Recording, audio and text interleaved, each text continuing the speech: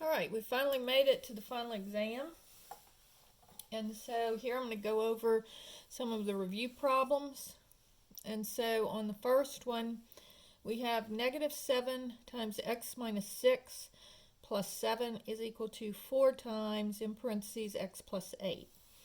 So on this one, and it says to solve. So on this one, the first thing that you want to do is get rid of the parentheses.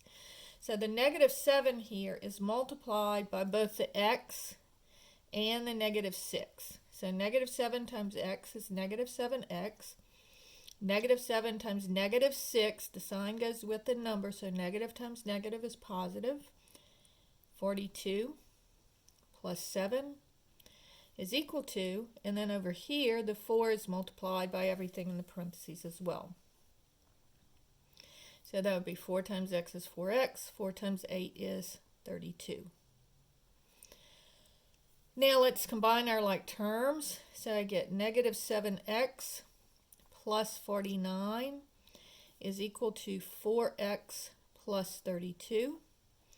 Let's add the 7x to both sides. And I get 49 is equal to 11x plus 32. Subtract the 32. And I get 17 equals 11x. And then divide both sides by 11. And so my final answer is x is equal to 17/11.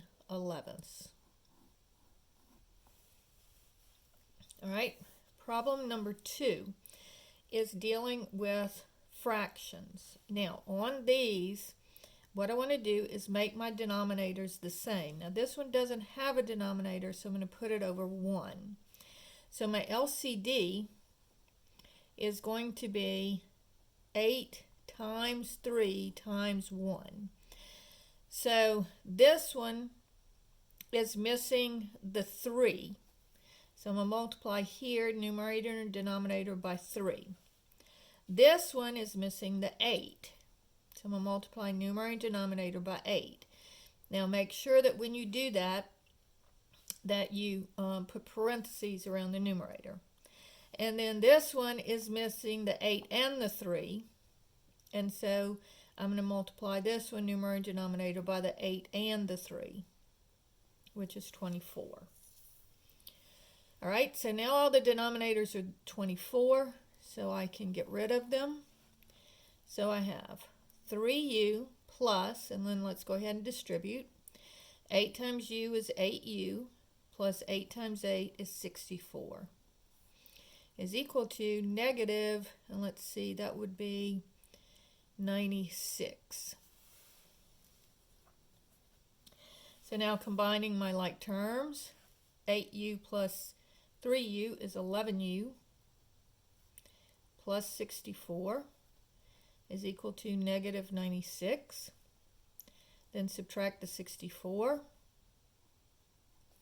and I get 11u is equal to negative, let's see, that would be 160.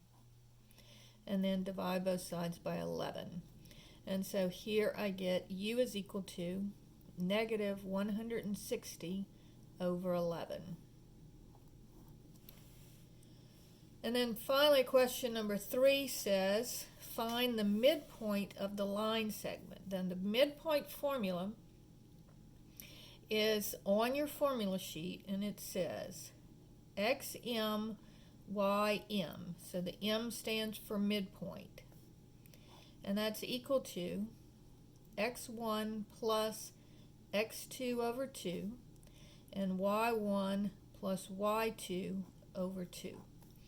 So this is the x-coordinate of your first point, the y-coordinate of your first point, the x-coordinate of your second point, and the y-coordinate of your second point. So this is going to be x1 is negative 1 plus x2 is negative 3. Then y1 is 0 plus y2 is negative 3.